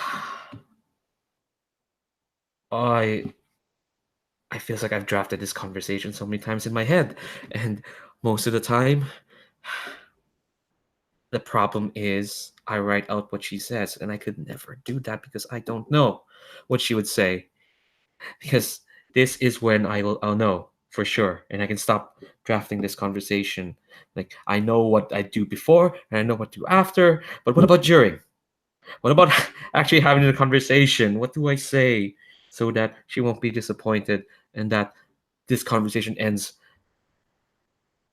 like I'd want it to end? Happily ever after. I think like when we come back from the monologue token, we're looking at Lydia, who's obviously asked a question that Cordelia did not hear and is waiting for the answer because she was wrapped up in her own thoughts. Yeah, yeah. I think the amount of time it took me to thought that did happen. Nice, we're keeping on tone. I think Cordelia kind of like starts a bit and says, "It it's a beautiful shawl. Thank you for that, for the gift." And you can see Lydia like trying to react like the like slapping her hand to her forehead, like the similar type of gesture, but like she stops herself, but like you can see like it started, but she like stops and like and she's like, "Why, thank you, but I asked um, if you knew to come here to find me. Were you planning on seeing your father too?" What? She And did not plan this. and Lydia like at that response is like sighs like visibly relief, even though like it shouldn't like doing that. It's uncouth. It's like, you don't know. Mhm. That's the whole point of this festival, this ball here. Your father's going to be here. Like I've been looking for him. But this, from what my friend has told me, this ball was to bring out the Fae. Why would? Oh, wait. Yes. What? What? Uh, what? She like unconsciously kind of wraps the shawl tied to her. She doesn't know what that means, but it's like, is Tell me, tell me. Look at your hands. What do they look like to you? I can I can see I can see the carpet. I can see the carpet. What? How? Wait. How? The shawl that I gave you, is to protect the wearer from being seen, heard, noticed by any fae. Because that is who your father is, and I wanted to keep you safe from him.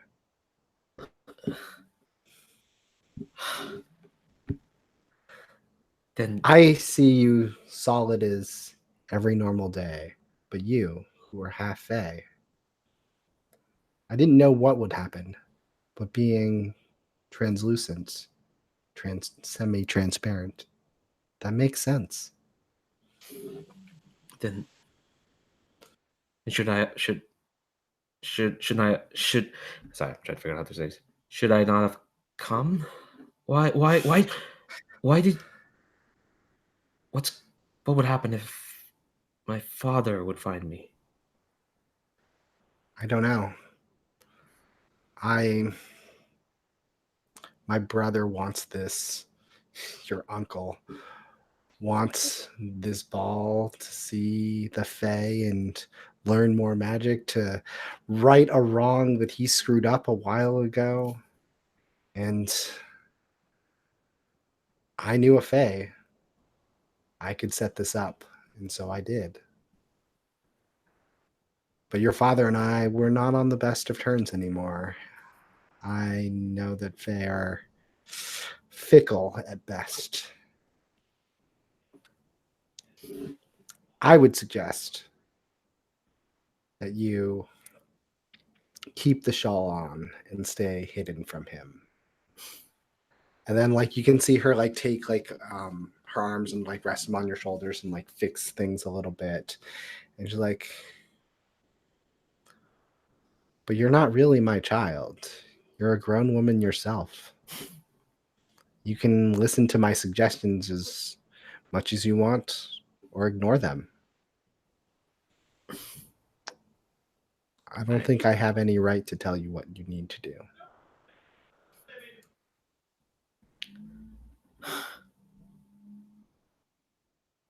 I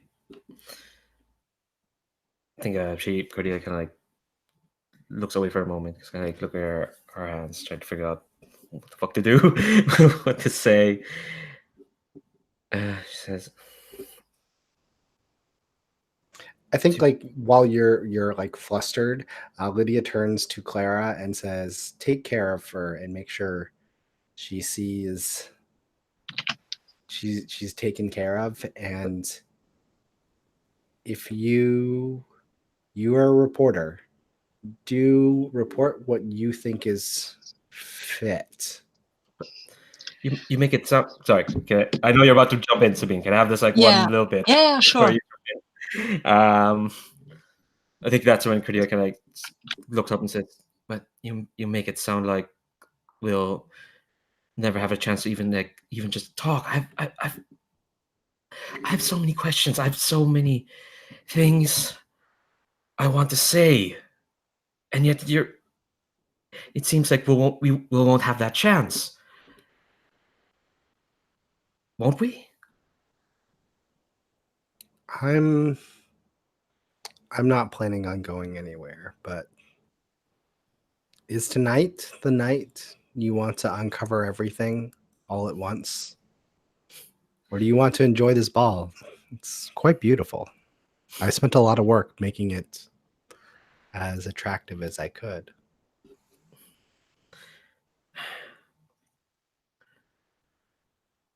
I just want you to be part of my life, if that's okay. Well, you're here now. This ball has been my life for the last week. You're now a part of it. I think Cordelia really wants to like throw all Friday and try to like hug her, but Sabine, if you want to jump in. Yeah, I want to jump in. I like for Edward to approach Lydia because he's been looking around and then his eyes have fallen on the shawl and have of course been drawn then to Lydia, who he sees and who he wants to talk to anyway. Because, well, there was something that Emma said that piqued his curiosity. He will, of course, ignore you because he can't see you. And he will address Lydia and stand in front of her and say, "Lydia, my dear, will you give me the pleasure of this dance?" And he's not waiting for your answer, really. And you can take the resolve token because I just resolve token him into the scene. Cool. That will I'll totally take it. I'm gonna say yes, but in the sense that I'm going to say you can totally do this. And I think the but is just the response of like, yes, but will it be like that night 21 years ago? Like to try to like let Cordelia know as I get dragged off who this person is. Yeah, I think me and Clara exchanged like shocked glances, and I follow. I think he will answer. I thought that might be a bit inappropriate to do it on the dance floor. Oh, you're right. We must look for proper while there are other people here. But there might be a chance later. We don't have to spend the whole night in this place with these funny people. He looks to Oswald. This pretty funny people. Lydia, I have heard something. I've heard there was a child. Where is it? I'm imagining this is happening like as you've pulled me onto the dance floor and we're talking that way. This is why we're dancing. And I'm like, where did you hear such things? I'll offer you a trade, my dear. You tell me about our child, and I will tell you where I heard about her. Where I heard about them. He doesn't know. That is the daughter. Can I spend my monologue token now on Lydia? Yeah. Just like, yeah. How's she feeling? Do you have a specific question you want to ask? No, not really. Just like, just this moment, like what she's been at. What are her plans for the future? With all this.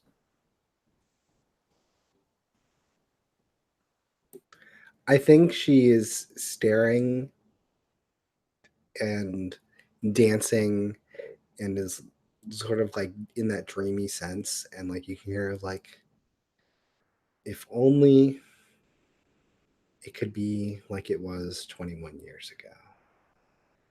If I didn't have to leave, if I didn't have to come back here, I could have stayed there.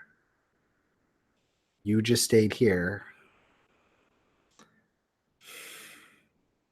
We could have something different, but I know you. I know you're kind and you will leave and forget about us. You're unimportant to you. As much as I think you should know about your daughter, I don't want you to know your daughter because you will ruin her life like you have mine. And so then I think, like, as she's dancing and being spun, she responds to your questions like, that's not a deal I want to take. What would be a deal you would want to take? With you, I don't know. My brother wants some information from you. Maybe whatever he gets, what he wants, I would exchange for something, seeing as I have something you want. Blood is thicker than water, it appears. My lovely Lydia, I would have thought you would ask for something yourself, like being like you were 21 years ago. And when he swings you around and you feel that your feet getting lighter and like your dress is suddenly fitting better and you feel so much younger. Your feet don't hurt anymore. You just feel like you're 16. And I think that Cordelia who's watching, she might see this actually, that Lydia's whole figure seems slimmer and younger and more vigorous. Can I actually cast a spell? I think we can kind of run a retroactively have this. I want to have slipped a listening charm on Lydia so I could hear this entire conversation. Yes. Yeah, and I'm definitely paying a token because I have plenty of those. So Lydia, which one of these for? Ooh.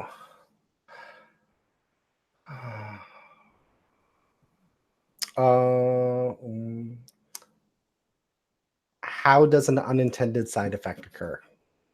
I was hoping you'd pick that. I think this listening charm is meant to be key towards hearing what's happening around Lydia, and it's gonna be I think the way Cordelia keyed this charm, and it's gonna be like a small, like little crystal to her dress, is that everything that's happening around Lydia will be heard back to her daughter, but because Cordelia is really not used to it, it actually accidentally keyed it to being heard by her family. So this conversation will also be heard by James. And by Thomas?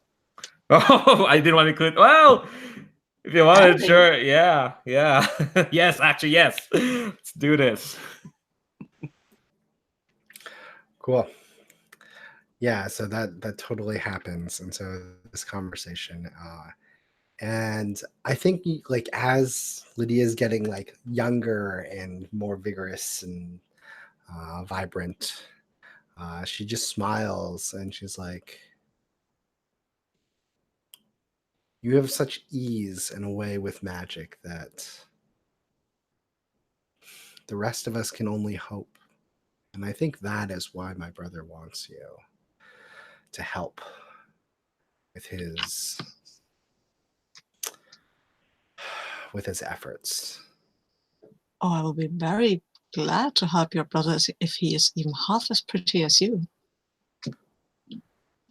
Well, I don't know. We'll find out. He lost a house in Fae previously, and originally he was just to get it back. But knowing him, I think his ambition is he wants something a bit more grandiose than that.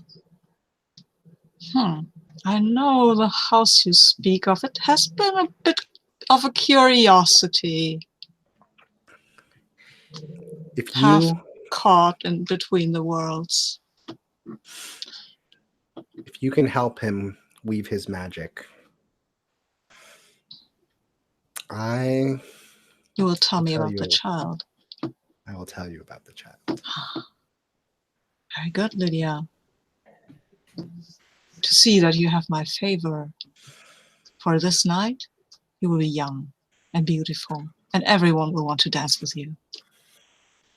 And then I think then the music stops and he will waltz off and go look for your brother, who I'm also playing, which is weird, but hey. Perfect. I think at this point Cordelia has kind of like run off to try and find James first. I think at this point James has heard the entire conversation. Yeah. And it's like, okay, Lydia, what are you doing?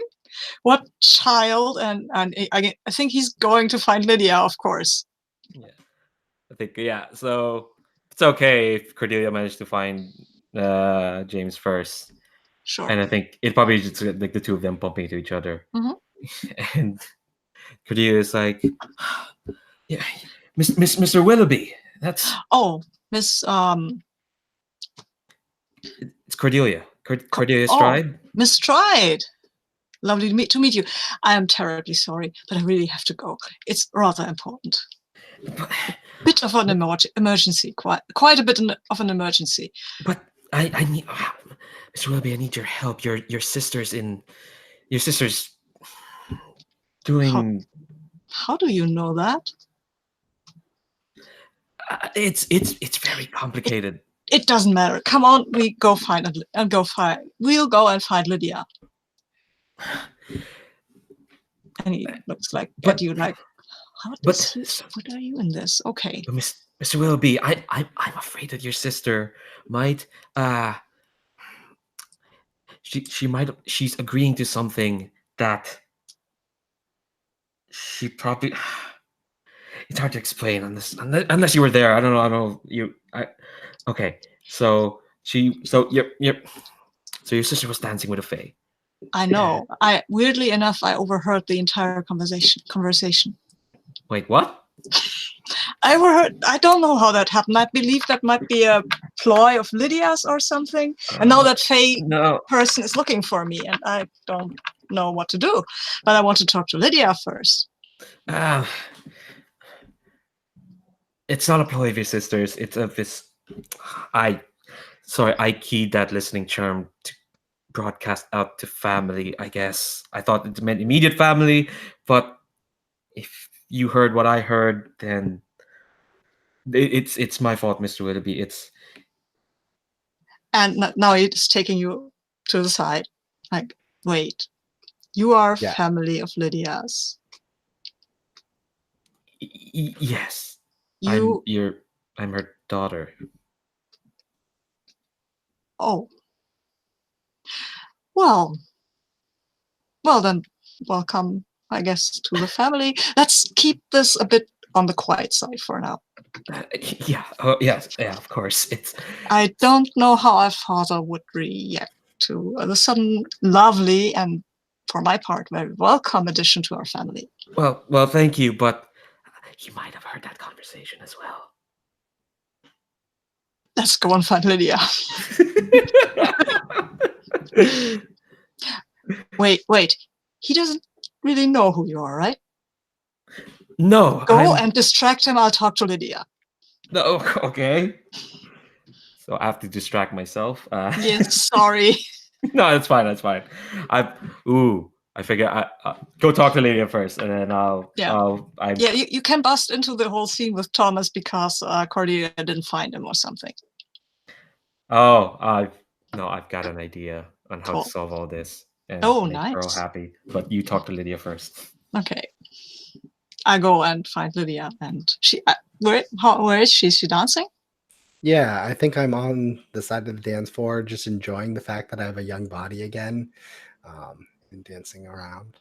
Yeah, I think that James will appear and say to your dance partner, terribly sorry, we have a family emergency. I really need my sister for this. Terribly sorry, sir. And he will just take you to the side and say, Lydia, Your charming offspring has keyed a spell on you, and somehow your entire conversation with that Fey gentleman was broadcast not only to her, but to me, and probably to father as well. But I,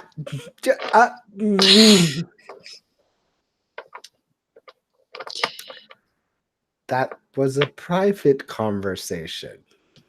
I didn't mean to overhear it. She did. Obviously, she was interested because, well, I mean, I don't have all the information. But I thought you should know that maybe father overheard that too. And that fake person sounds dangerous. There's so much going on. Yes. Edward is not someone you should mess with lightly, but he has promised to help you weave your magic.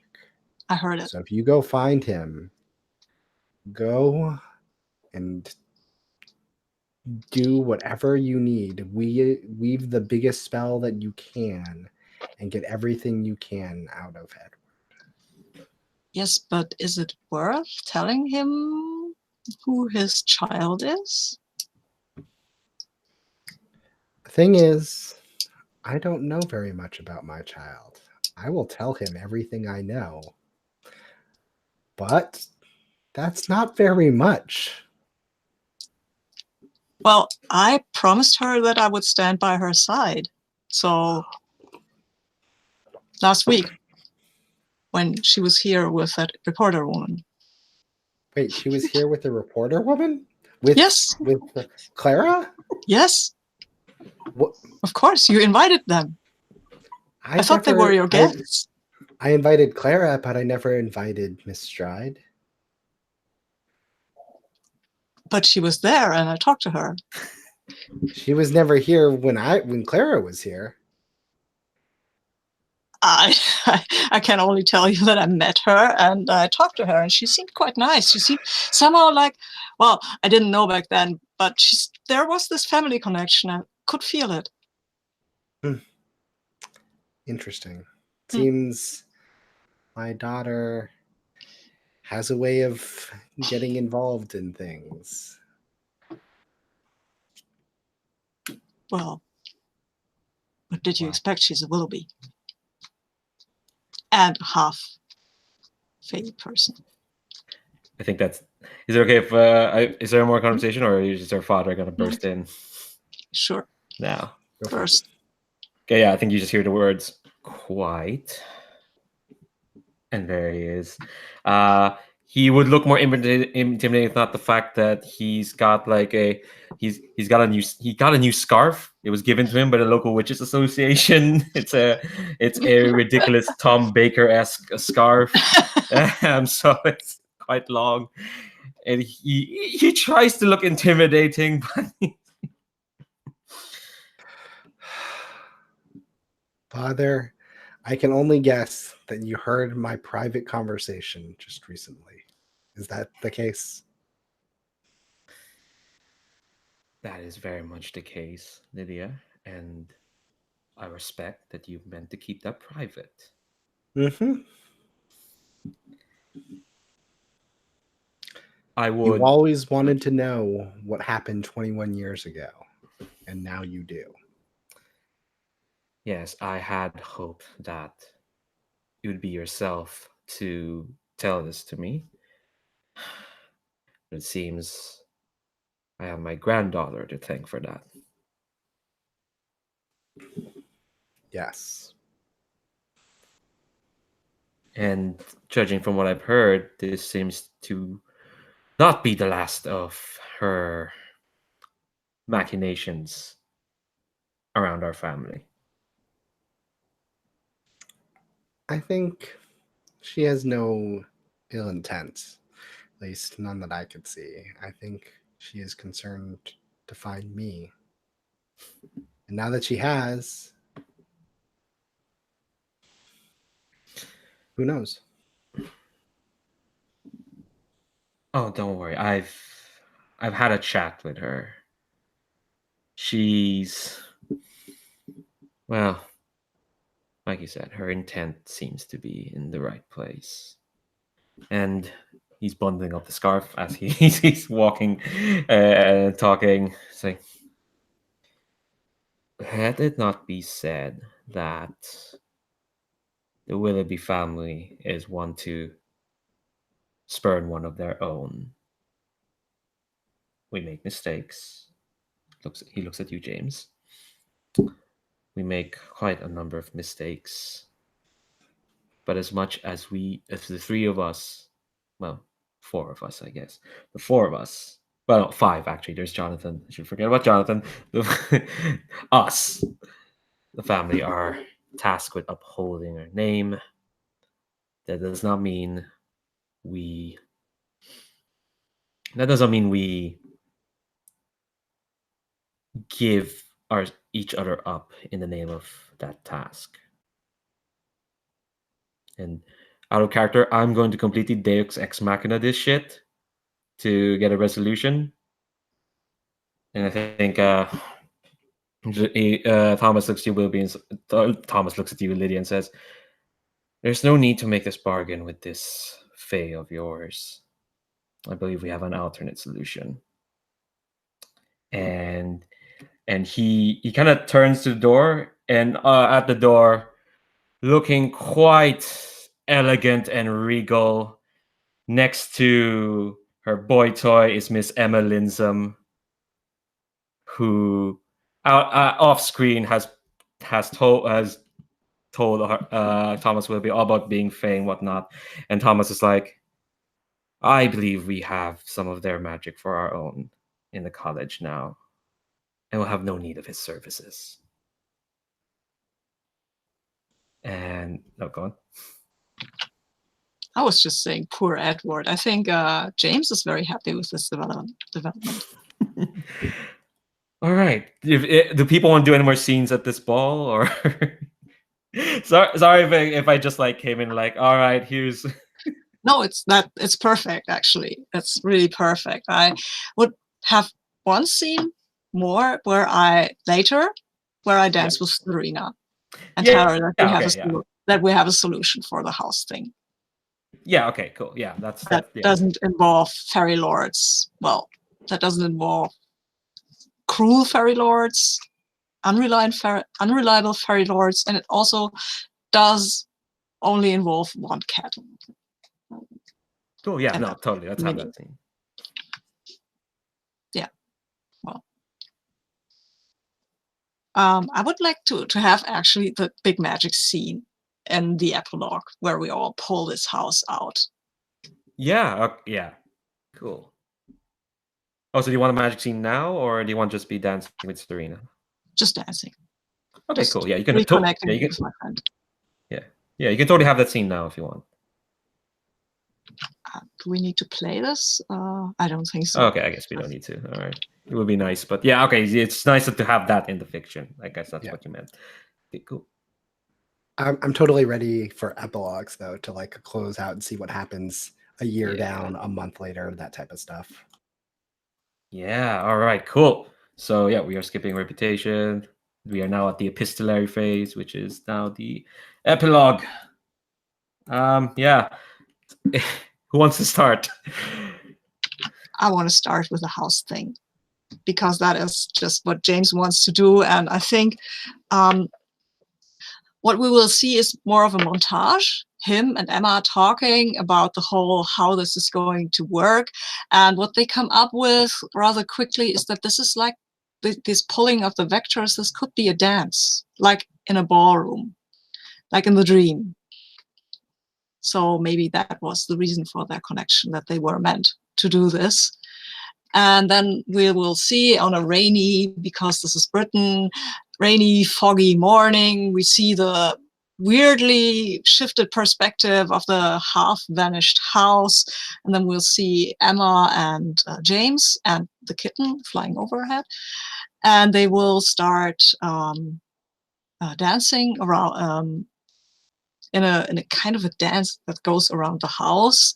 And then every and as they finish their dance, the house gradually becomes clearer and clearer. And when they are finished and bow to each other and she curtsies, in that moment the house is back. It is a bit overgrown with fairy plants, but they are actually quite valuable. So yeah, maybe Serena isn't that angry anymore.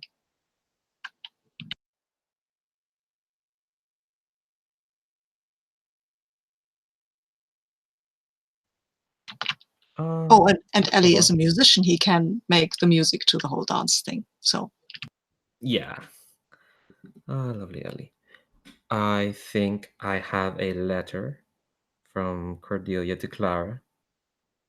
Once all this has settled down, it goes, Dearest Clara,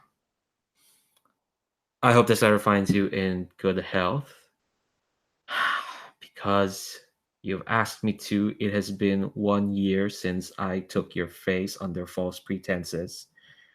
And yes, I've only written this because you have asked me to, and I'll reiterate that point that you have asked me to. Reiterate your point that it has been a year since I've taken your face under false pretenses. Although I had hoped that having now properly met Miss Lydia Willoughby, I would I would hope you would find it in your heart to, well, not forgive but realize that it was, well, I've told you this, that I would grovel for your forgiveness 1,000 times if I got to where I need to be. And dear Clara, it's not what I expected, but